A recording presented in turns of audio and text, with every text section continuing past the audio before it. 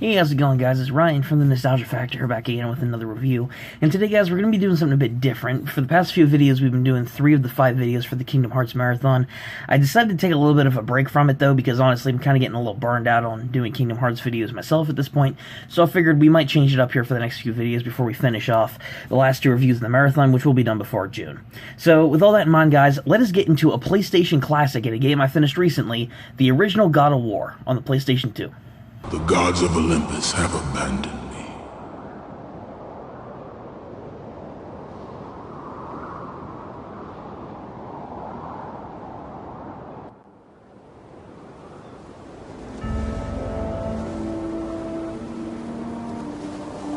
Now there is no hope. And Kratos cast himself from the highest mountain in all of Greece. After 10 years of suffering, 10 years of endless nightmares, it would finally come to an end. Death would be his escape from madness. Published and released in 2005 by Sony Interactive Computer Entertainment, God of War was the very first foray into a brand new hack-and-slash series when it first released, unveiling the world of Greek mythology with its own unique spin, involving a character known as Kratos, a man who was cursed in order to bear the ashes of his dead family after being tricked by the god Ares, who wanted to make him stronger, as Kratos, in exchange for his own soul basically, used Ares to wipe out his enemies, as he was a fierce Spartan general who wanted to crush everybody before him.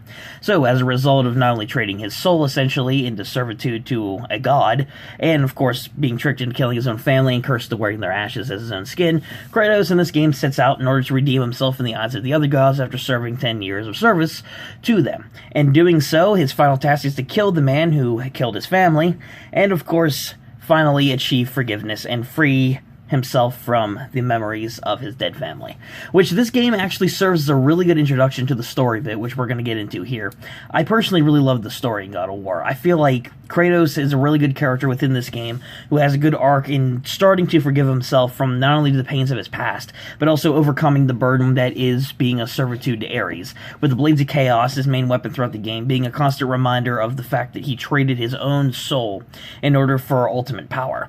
And the use of the Greek mythology and setting in this game is great. It's amazing seeing all these different Greek gods and goddesses and whatnot scattered throughout the game. For example, Kronos, when you have to go in the Temple of Pandora, being showcased in all his gigantic glory from the Greek mythology, and also following up with an eternal punishment of having to carry Pandora's temple on his back throughout a lost desert, which is a really good set piece in itself, and a really good story gap. Now, there's not much story content all in all in terms of cutscenes and whatnot. This story is pretty simple. The entire journey is for Kratos to go and eventually go and kill Ares. So, in that sense, it's more progressive toward Kratos overcoming obstacles and essentially getting Pandora's box in order to wield the power to kill him.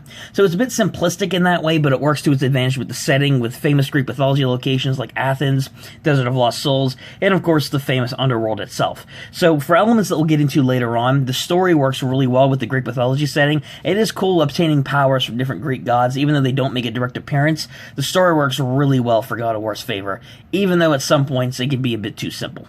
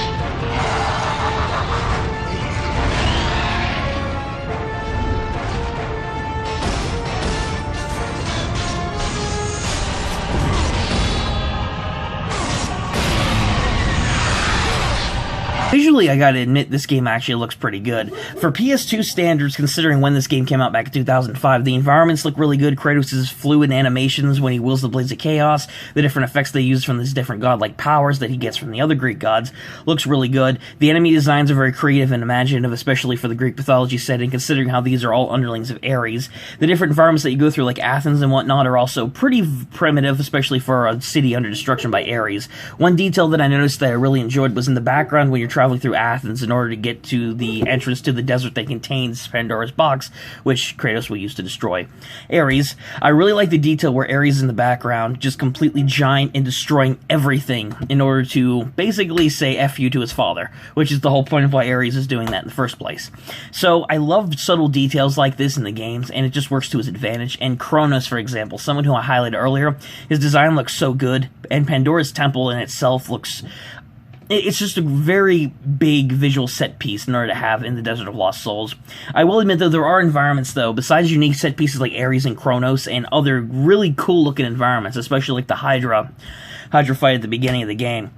I must admit, there are some areas of the game that do drag out a bit and are really simplistic. The Desert of Lost Souls, for example, while it looks cool visually for a desert setting, it is really boring and repetitive to go through. There's nothing visually stunning about it. You're literally running around and killing sirens in order to gain access to finding Pandora's temple itself, chained to the back of Kronos. So the environments in this game do drag a bit, and they can be really bland at times, I must admit. But all in all, though, I see the visuals hold up very well today, and there are some really cool parts of this game that should be highlighted. The music also, it has a lot of different Greek mythology kind of vibes. What I mean by that is there's a lot of different Greek-style music from back in the day. We're talking trumpets, we're talking like kind of, I wouldn't say rock-esque music, but more so picture old-school Greek music and whatnot, which actually I think works really well to this game's advantage. Now, there's nothing really memorable for me personally that would really stand out as like a certain set music piece, let's say from a series such as Kingdom Hearts or Castlevania, series that I've mentioned in the past that have really good memorable music. God of War has really good atmospheric pieces that play in the different areas and with different enemy encounters and whatnot. But all in all, I'd say, though, while the music works really well in the game, there's not going to be anything memorable at the end. But I would say visually and musically, the game holds up well in most areas.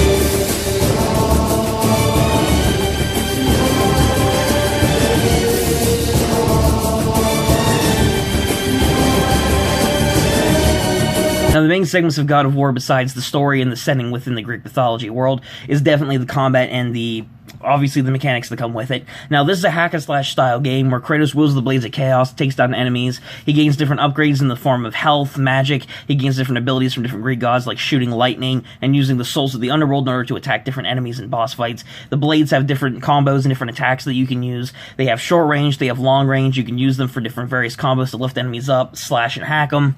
You can use them in order to slam them into the ground, you can use them to literally stab through your enemies and impale them. There's different combinations and whatnot that you can upgrade within the Blades of Chaos as well. There's an upgrade system present with the red souls that you get, similar to Devil May Cry in that sense, where Dante gets basically red blood souls from different demons he kills in order to upgrade his weapons and other skill attributes. God of War works similar in this case, but it's only limited to the Blades of Chaos, the Sword of Artemis, which you get later in the game, but I never really found too much use for because the blades have way better range, and once you fully upgrade them, wow, it is, first off, it's not hard in order to upgrade a bunch of this stuff in the game. You're not going to need to upgrade everything throughout the game. If you want to be completionist, go for it, but it's really not necessary.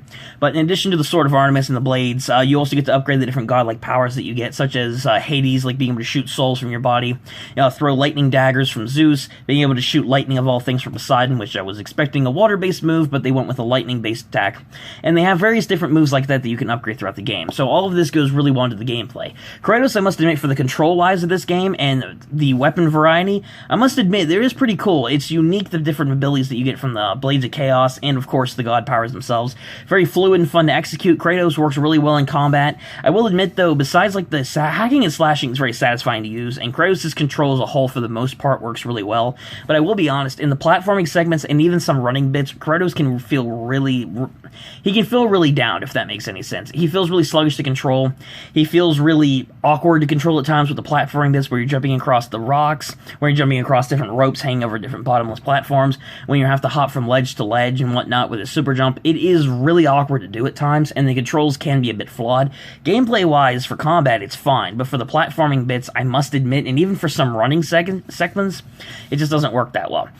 But I would say, all in all, for the combat and for the uniqueness of the gameplay surrounding the different upgrades that you get, this game works really, really well with the combat.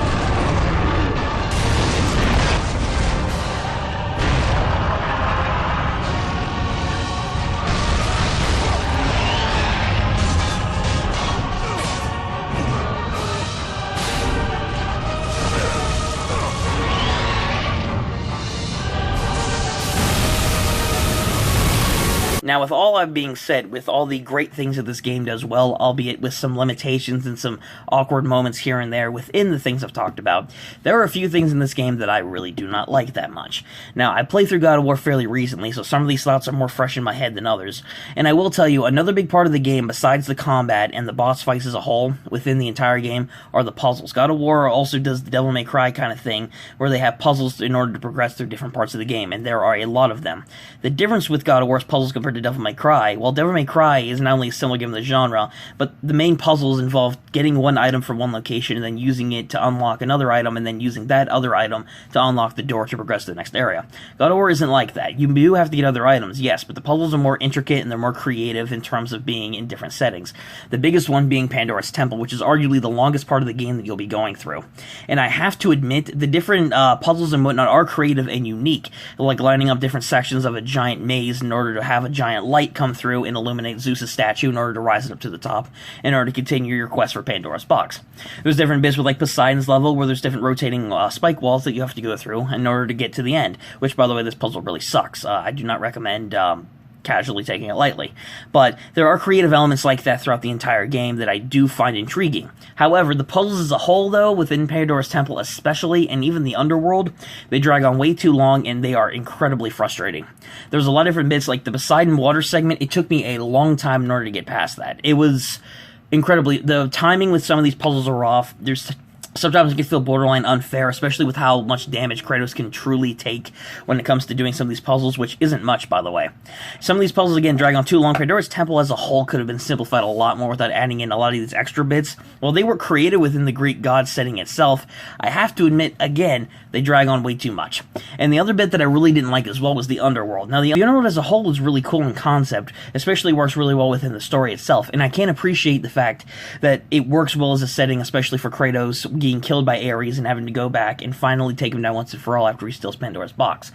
But the different puzzles and whatnot throughout this game are incredibly frustrating and long to do, similar to Pandora's temple itself. The underworld you don't even really explore. You literally go over different rotating platforms that have giant spikes over them, and you have to maneuver yourself across like little steep dotted platforms alongside a bunch of hellfire that's underneath of you. And it's basically an entire maze / platforming challenge. Now, that can be cool in itself, but it's not a good aesthetic for the underworld itself. Not only that, but the two main things that I really hated about this were two giant rotating pillars with spikes on them that the timing is incredibly fickle on. The slightest movement from Kratos will cause him to go careening all the way down there, and you take damage every single time. If it wasn't for the chest nearby that has health upgrades, there was no way that you'd be able to get past this bit without dying completely all the time. The timing's off, you have to be pixel perfect when climbing up these things, and it gets incredibly frustrating. It was so bad for me to the point that this is the first genuine time in a long while that I've genuinely been raged at a game. And I know that might not be saying a lot. Some people out there may have been playing this game that, you know, can get past it very well, which is good for you. But the thing I'm talking about mostly isn't just gamer skill when it comes to playing the game. I'm also talking about the fact that the game design for that part itself just isn't fair. It also is broken in some areas, what I'm saying too. So while God of War has really creative puzzles and whatnot, and it is a huge element of the game that work well, for the most part, there are some incredibly frustrating areas that are too dull, too long, and some of the different puzzles and whatnot don't need to be as difficult as they are.